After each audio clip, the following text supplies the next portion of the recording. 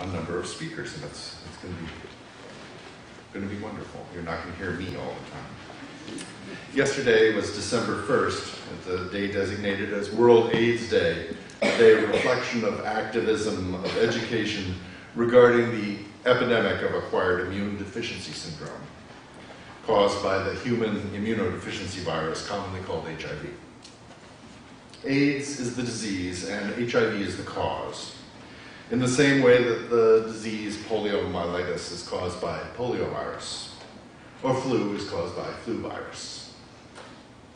The name AIDS was coined in 1982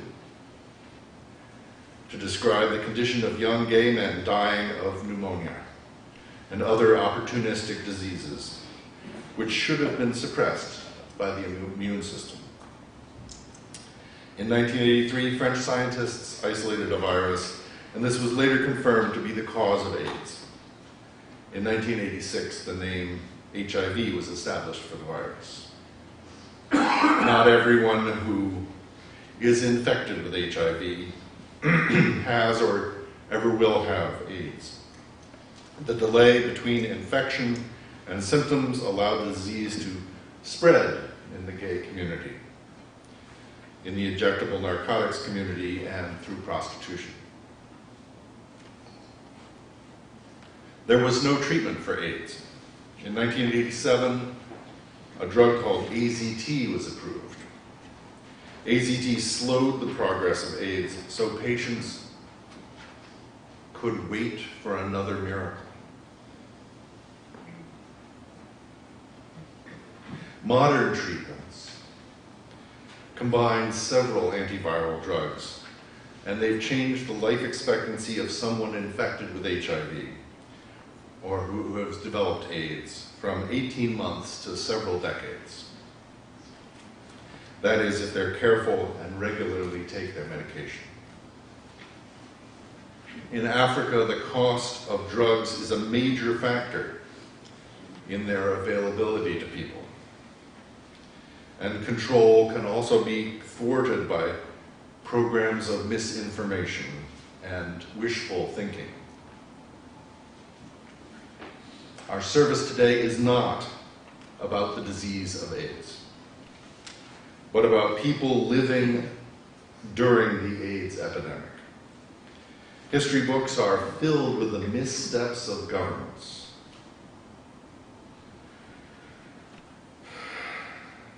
Stories of fear and hate and inhuman treatment. But today, we're going to talk about hope. In a time of hopelessness, in a time of increasing chances for survival, and the full participation of HIV-positive persons. Now, we can't cover the world in one service. So instead, we're going to offer 4 small views, like windows in an advent calendar, just little glimpses into the crisis and the responses to the crisis. Pam Hendrick will talk about how the theatrical community, hard hit in the 80s, responded. Susan Polk will share memories of her brother, Arthur Speck, Jr. Richard Grzywinsky will tell of one woman and a community's response to AIDS in children. And Reeves will talk about how South African women worked to overcome obstacles to AIDS treatment. We will use a simple song from the great hymnal, you actually heard it during the offertory, as our refrain between speakers. Please remain seated and sing 1 verse at a time. And I think in the first one, the choir is going to help out a little bit so that you can get the beat. It's a little bit different. So.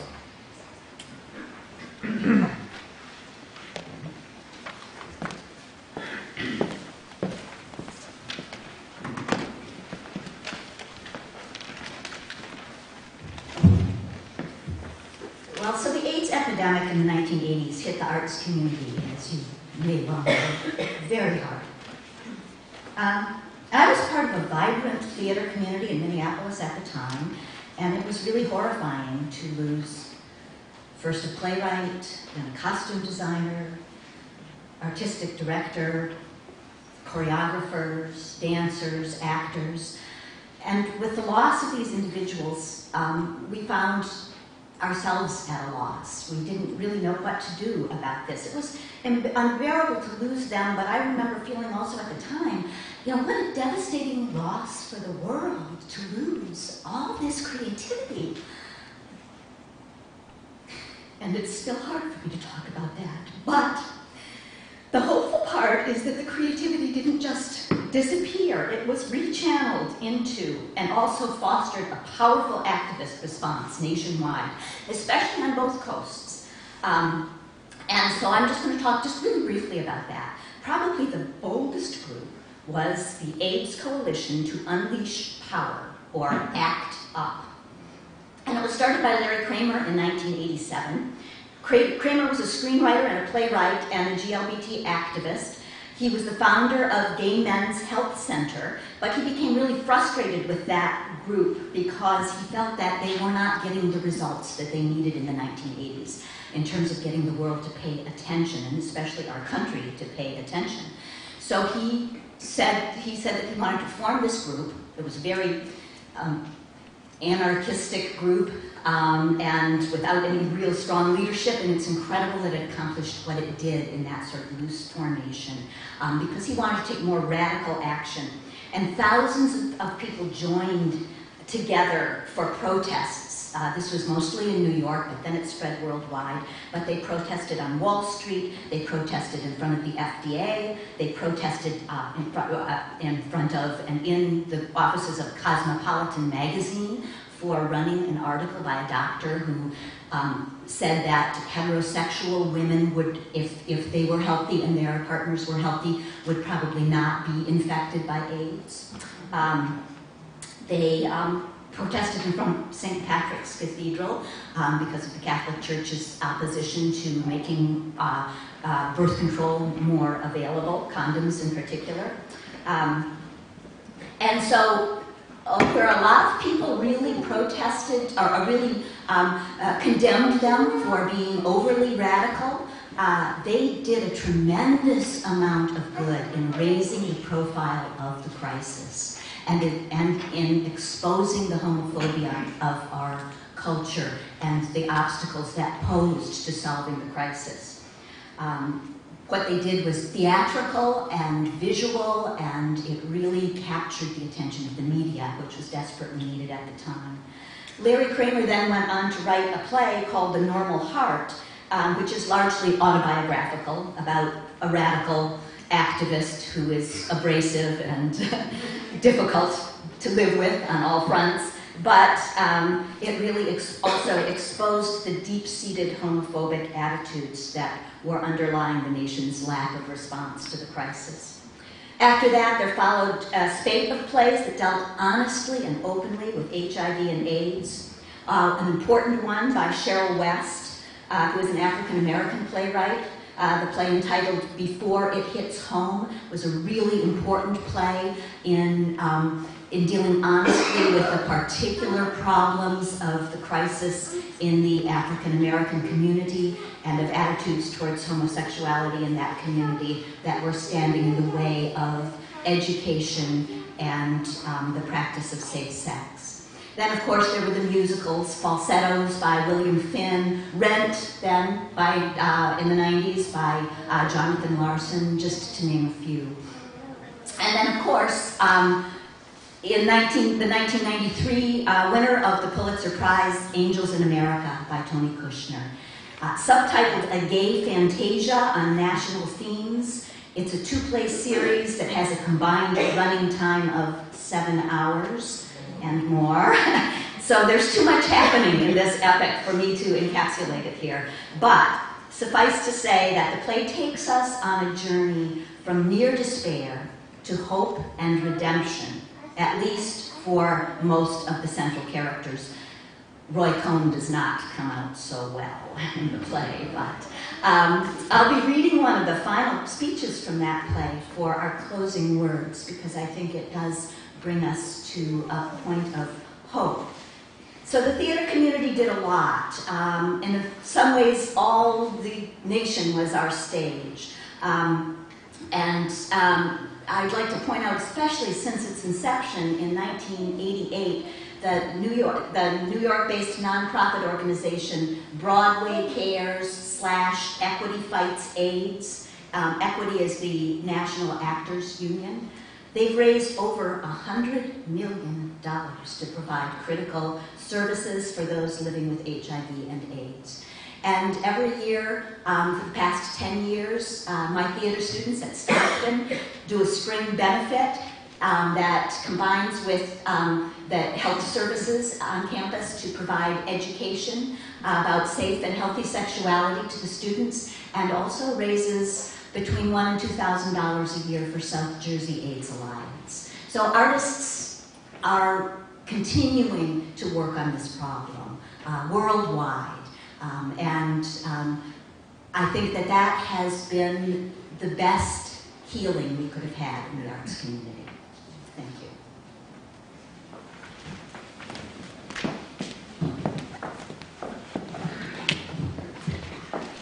Our next hymn is All My Memories of Love, page 336 in your gray hymnals.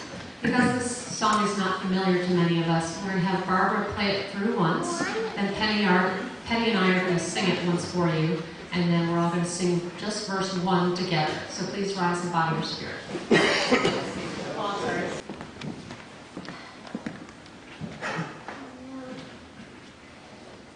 Good morning. A special light always shined on my brother Art. Now, don't get me wrong. My parents truly loved me and my three sisters, but he was their perfect son.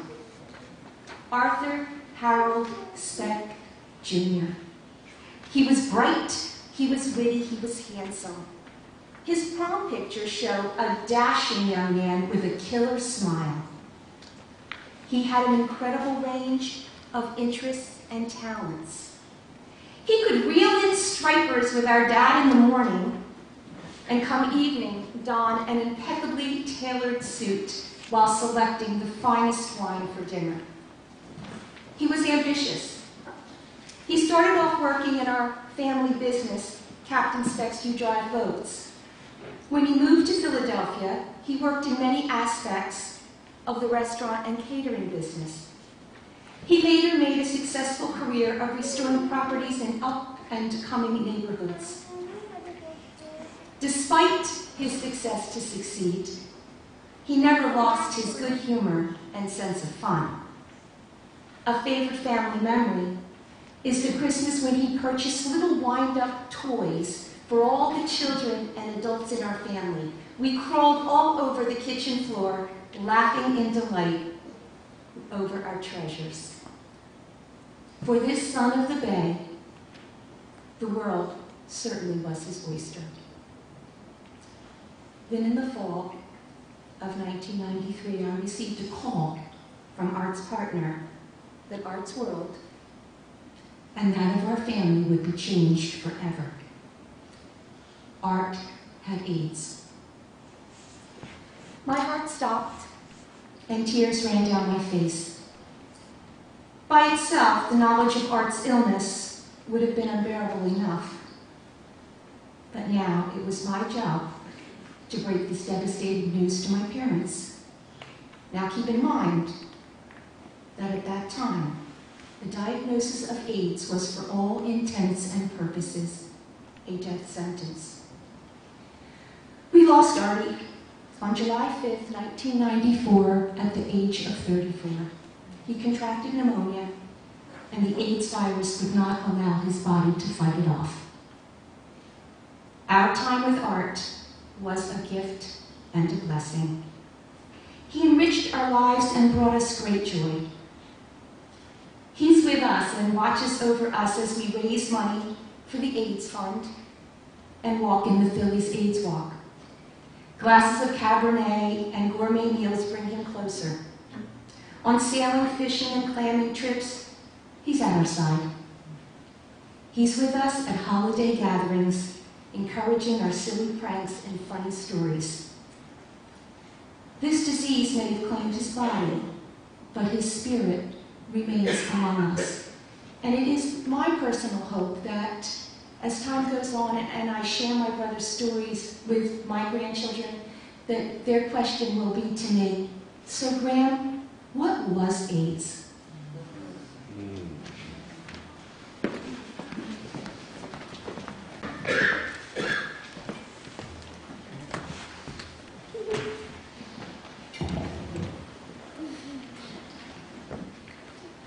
It was in 1986 when a TV news program showed a picture of a toddler in a walker tethered to a doorknob in an empty hospital hallway.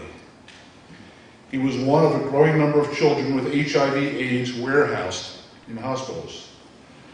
The United States had no national public health policy on AIDS, and the agencies were cautious.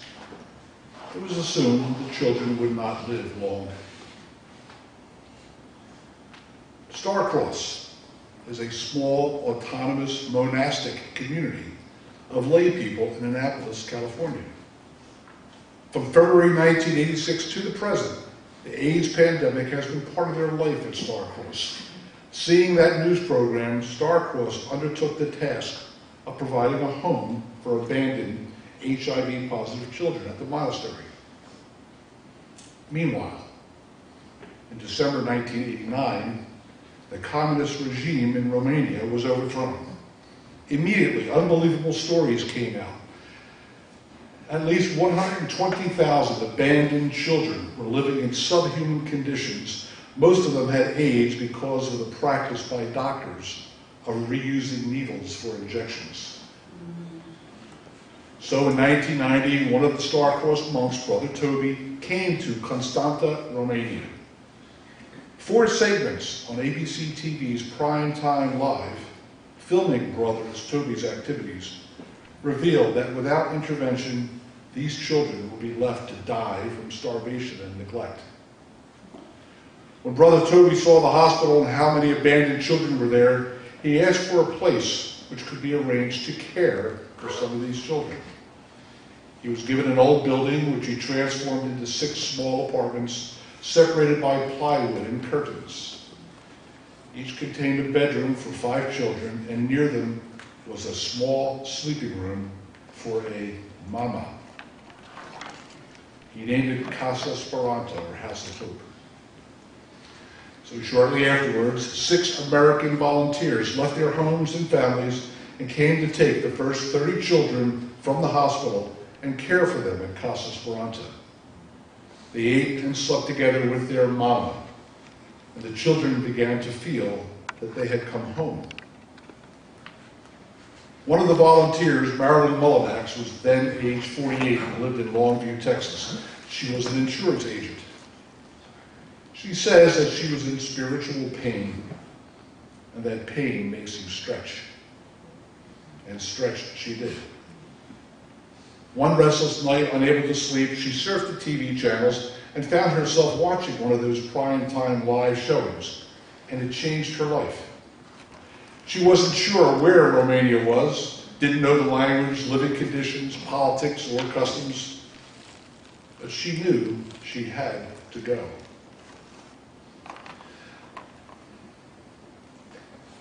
The images of children tied to cribs, staring with vacant eyes, abused, neglected, starving, many HIV positive, were forever burned into her brain. She asked, how is it possible that children are living and dying without ever knowing love? She volunteered to go for 1 year to assist in the development of Brother Toby's new idea, a home model of care for abandoned HIV positive children. She sold her house and belongings in January 1991, left Texas for Romania. She used her knowledge of Montessori teaching methods and her organizational, administrative, and nurturing skills to aid in the development of Casa Speranza. the first project in Romania to demonstrate that HIV-positive children could not only survive outside of a hospital or institution, but they could thrive. Mama Marilyn quickly became the on-site project director, and despite her intention to remain only that 1 year, she continued in that role for over 9 years. During those years, Marilyn assisted in the development of projects which would address the needs of institutionalized children in the region of post-communist Eastern Europe and other areas hard hit by the AIDS pandemic. She accomplished this while learning the language, raising funds, and looking for ways to care for the 30 children in Casa Speranza. Marilyn bought the best vegetables she could find, introduced vitamins to fight off infections, and begged for medicines from the medical officers of ships docked in the harbor. Marilyn's work at Casa Speranza led to its recognition by UNICEF and the government of Romania as the best practices model for the care of HIV-positive abandoned children, and by UNESCO for integrating marginalized children into the public school system. Love and compassion showed her the way. Mama Marilyn is back in Texas now, where she monitors the progress of the children, traveling to Romania yearly to evaluate the project.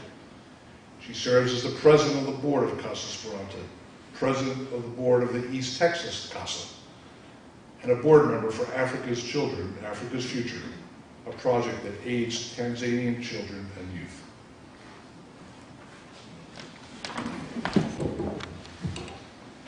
From cynicism to solidarity, how I learned to stop criticizing and fight the good fight, by Orla Adams, a Canadian. I did not want to buy a product read. What was the sense in fighting one global ill, HIV/AIDS, by feeding others, overconsumption, environmental destruction? I did not want to watch an Oprah special on AIDS on Africa, brimming with cliches and looks of pity for the poor Africans from middle-class American audience.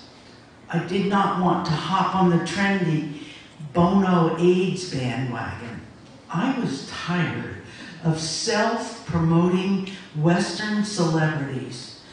Where were the voices of the people actually affected by the virus? Most media coverage of AIDS seemed shallow, reminiscent of the colonial era white man's burden. Enlightened Westerners saving the diseased Africans from themselves. Though intellectually, I knew of the gravity of the epidemic, I wanted nothing to do with the humanitarian campaigns that reinforced inequality and paternalism. Enter Stephen Lewis, former UN Special Representative for HIV/AIDS in Africa. Unwillingly, I went to hear him talk at the University of British Columbia in 2006. Oh, great, I thought when he came on stage. Just what the world needs. Another white man talking about AIDS in Africa. A white man talking about AIDS in Africa, he was. But of the colonial mentality, he was not. One of the first things he said was that this job, his job, should be done by an African man, not a white man. His account was heart-wrenching and blood-curdling. Passion spewed out of every syllable, shaking me out of my complacent cynicism. His words seized me, rattled me, and made me cry in indignation. For the first time, I sensed the human face of the epidemic, the havoc it was wreaking, the struggles of those infected and affected, the injustice of it. Stephen Lewis's message was simple. HIV preys on the most marginalized. We have everything we need but the will to halt this epidemic. We are running out of time. If we do not do everything we can, our generation will be judged as the one that let a catastrophe spiral out of control, killing innocent millions. But what was my role? I was a privileged white Canadian woman whose chances of contracting the virus were less than 0.13%. Who was I to rally against something that seemingly did not affect me? Then I looked at Stephen Lewis, a man using his white privilege wisely by galvanizing other privileged people into action. I came to understand something that revolutionized my thinking: solidarity. In 2007, on an exchange year at the University of Cape Town, I came to feel the epidemic, its incessant, insidious intrusion into every aspect of life, making the sick sicker, the poor poorer, the marginalized more marginalized. But I also found resistance. Students, activists, and academics were taking a stand, shouting and screaming and making their message heard and felt. I joined a protest by the Treatment Action Campaign, famous worldwide for its righteous struggle against South African government's denial of the HIV crisis. Bright HIV positive t-shirts were everywhere, worn by HIV positive and HIV negative people alike. Solidarity and anti-stigma in one powerful garment. Excuse me. I found one and sported it. Diving into the festivities wholeheartedly, despite not knowing the songs and dances. It was a feast of liveliness, the most beautiful musical participatory protest I'd ever experienced. Anti-apartheid songs were reclaimed and reignited to signify how little had changed for the marginalized masses since apartheid ended in 1994. South Africa seemed to have gone from one uncaring government to another. We sang, we danced. The life force of the protest defied the more mortal effects of HIV, AIDS. It challenged the inaction of an out-of-touch government. The message was clear.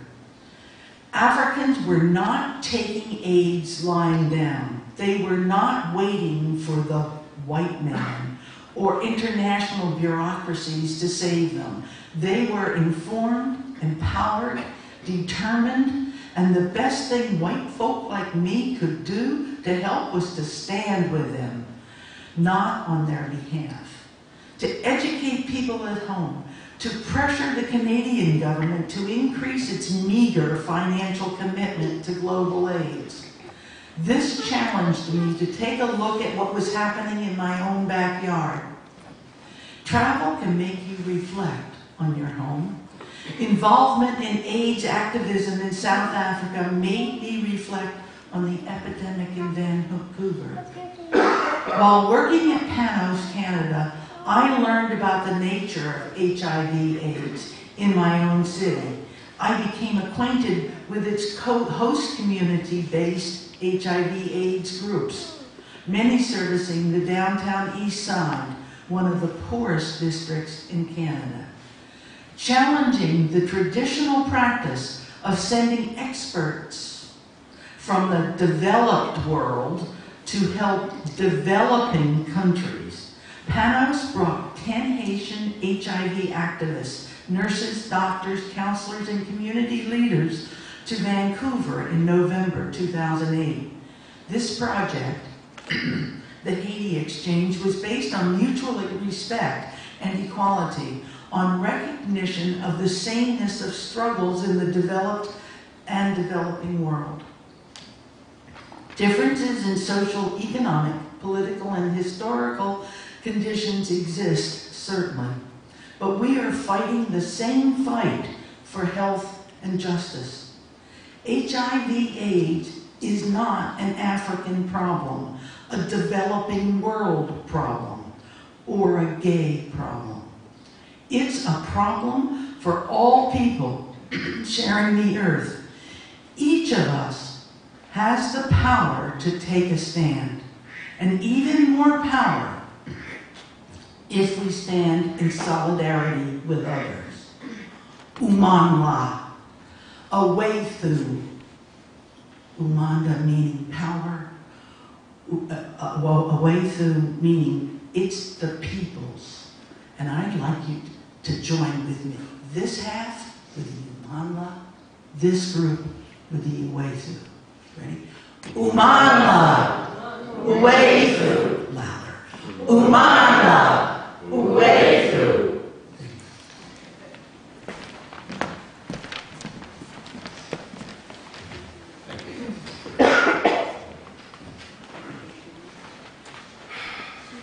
Today, AIDS is most common in Africa. And in the USA, it's spread into different communities, including teenagers and the elderly. In the days of gay bars, there was a focus for distribution of information and condoms. IV drug users could exchange needles, lowering infections, and clinics to do HIV testing were only needed in the neighborhoods. But as the profile of the epidemic has changed, organizations like South Jersey AIDS Alliance have had to change their tactics. And by the way, they're always looking for volunteers for help. The Unitarian Universalist Association United Church of Christ combined efforts to create a junior high age curriculum on sexuality called Our Whole Lives. Part of it included getting information out to teens regarding HIV and other sexually transmitted diseases.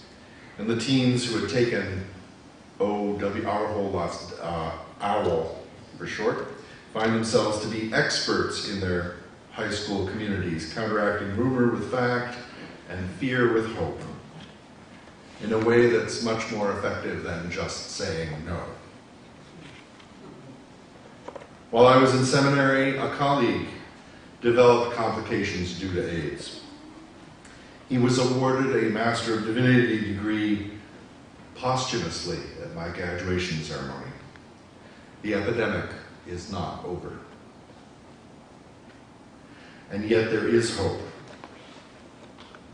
I have several friends, mostly in California, who are part of trials for HIV vaccines, both those who are HIV positive and those who are HIV negative, who gladly agree to come for weekly or monthly evaluation and blood draws to monitor various candidate vaccines. It's the least they can do to honor the friends who died without a cure. Perhaps the future will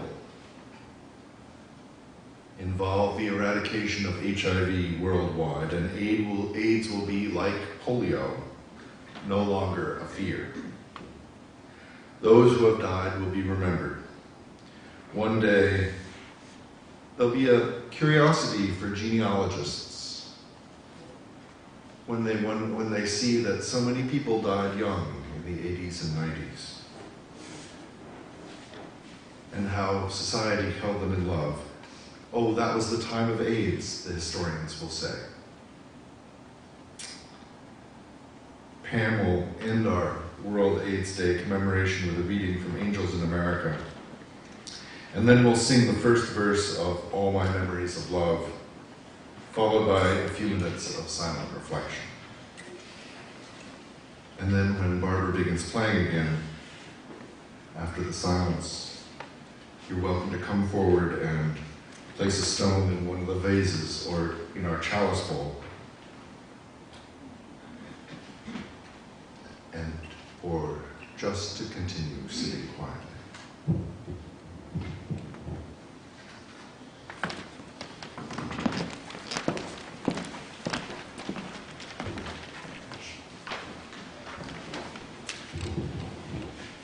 just a very brief setup of this monologue towards the end of Angels in America, Part 2, Perestroika.